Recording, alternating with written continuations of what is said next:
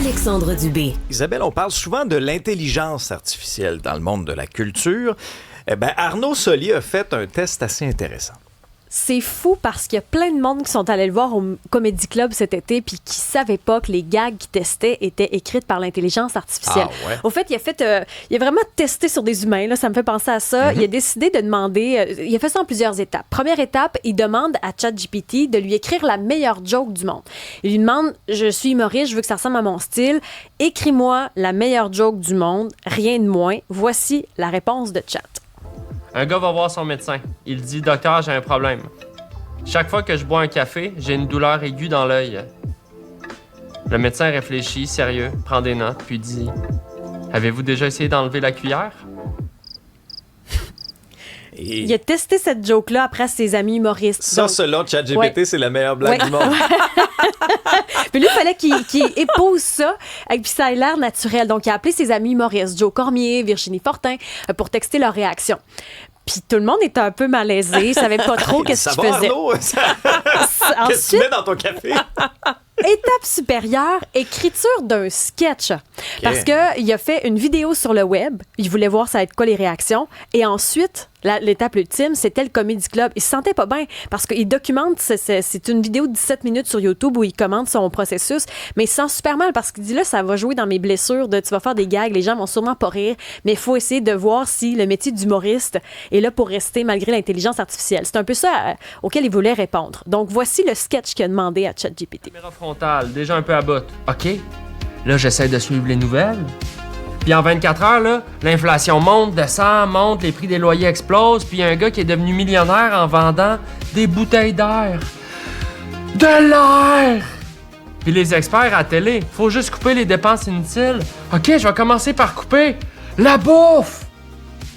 Je vais manger mes factures, hostie! Et pelaille. Donc là, lui, il a dû prendre ça sur ses épaules et il est allé présenter ça au Comedy Club. Ah, il est courageux. Mais ce qu'il réalise... Mais les gens ont tué. Ben, il y en a qui... Arnaud Soli, ce qu'il disait, c'est il y a des gens déjà qui m'aiment. T'sais? Donc, quand j'arrive, il y a des gens qui vont rire parce que c'est moi qui le dis. Moi, j'aime beaucoup Arnaud Soli, mais toi, tu regardes ma face.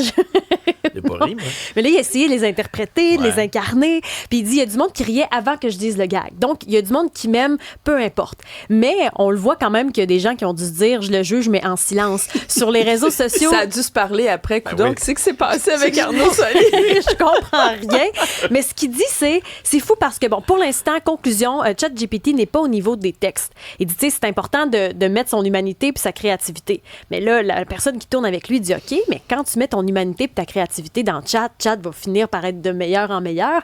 Il réalisait donc que l'IA est peut-être plus fort qu'il pensait parce qu'il dit, tu sais, c'était moyen mes jokes, mais quand même, la vidéo qu'il a partagée, qui est maintenant supprimée, là, ça n'existe plus sur ses plateformes, il ne veut pas être identifié à ça, ça pognait. Il y a eu des likes, il y a eu des j'aime, il y a eu des gens qui ont mis des bonhommes qui rient.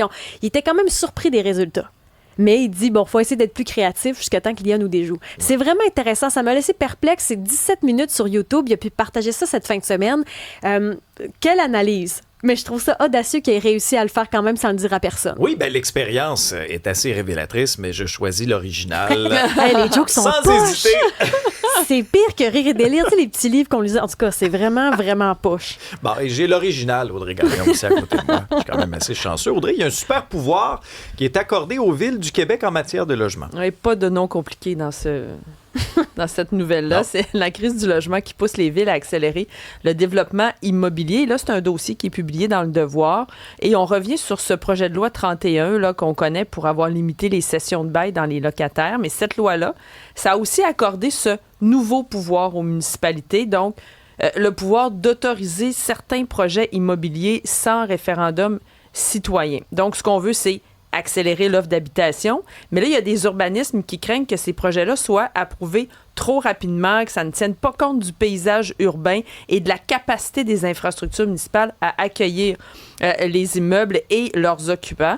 On dit qu'il y a 39 villes qui se sont prévalues de cette nouvelle loi-là depuis 2024 et ça a permis la construction de plus de 24 500 logements. Donc, c'est une bonne nouvelle, mais est-ce que ça aura des conséquences? À quel prix? ça reste à voir. Et c'est une histoire maintenant qui est en une du journal. Un vrai cauchemar pour un résident de Lévis qui s'est fait voler son identité. Ça, c'est la crainte de plusieurs personnes de se faire voler son identité et on n'a pas conscience, je pense, à chaque fois des conséquences que ça peut avoir. Et c'est un résident de Lévis qui vit un véritable cauchemar en ce moment. C'est un fraudeur qui a volé son identité et il a contracté des prêts qui totalisent près de 190 000 $ en son nom au Nouveau-Brunswick. Entre autres, il a acheté une auto à près de 85 000 $, un ponton à près de 100 000 $ au Nouveau-Brunswick. Et il a essayé aussi d'acheter un autre bateau. Mais lui, l'homme en question qui s'est fait frauder, c'est Eric Frisco. Et lui, il a l'habitude d'aller vérifier son crédit. Et là, il s'en est rendu compte lui-même il y a quelques semaines quand il a consulté son dossier de crédit. Donc, ça lui a comme donné une longueur d'avance sur le fraudeur. Il a compris que c'était une situation d'urgence. Donc, il a entamé des démarches auprès de plusieurs institutions financières.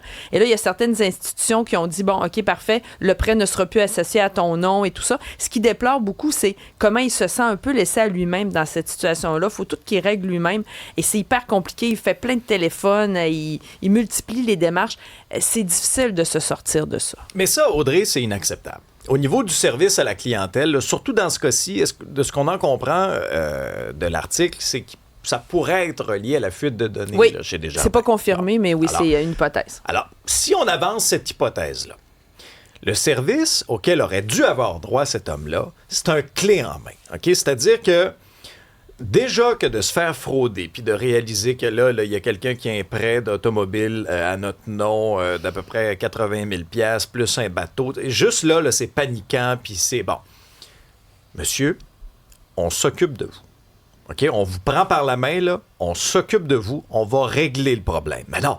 Alors, là, c'est pas ça qui se passe, là. Ben non. Là, toi, tu prends le téléphone. Puis là, t'appelles un, t'appelles l'autre. Puis là, tu te fais envoyer d'un bord puis de l'autre. La police, écoutez, là, c'est un vrai chemin de croix, à l'image un peu là, de comment les choses sont faites là, ici en termes de bureaucratie ou quoi que ce soit. C'est pas mieux là, dans les institutions, là. Mais ça, il faut dénoncer ça. L'espèce là, de arrange-toi avec tes troubles alors que t'as pas, c'est pas de ta faute à toi, là. Si c'est en lien avec la fuite de données, ben après ça, là, les agences de crédit, c'est une autre affaire aussi, là. Il n'y a personne qui allume dans les bureaux de crédit ou quoi que ce soit, puis c'est compliqué. J'ai beaucoup... Je lisais son histoire là, ce matin en arrivant ici. J'ai énormément de compassion pour cet homme-là.